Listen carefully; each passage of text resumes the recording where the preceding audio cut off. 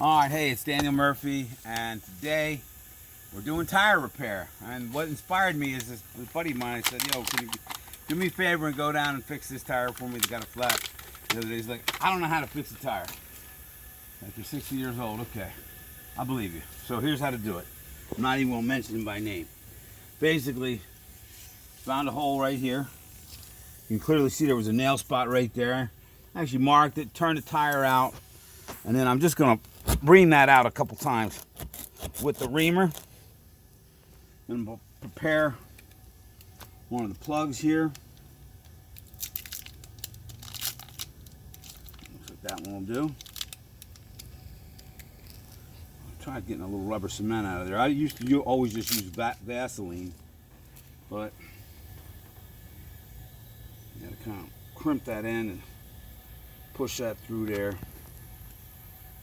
Try to suck it through the other side. Alright, we're not doing too good here. Try that.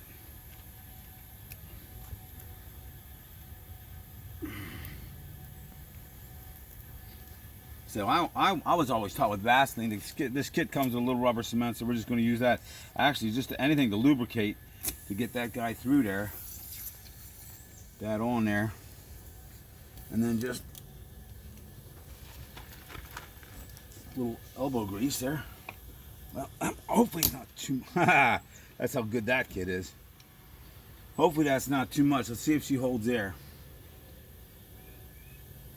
Shouldn't have necessarily gone all the way through there. A lot of times there'll be a little end on there and you can trim it off. But let's get some air in there and see if she holds.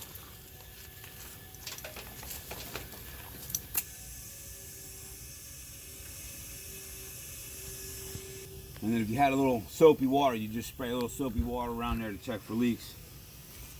I don't know if we have any Windex in that truck or not. That would work too.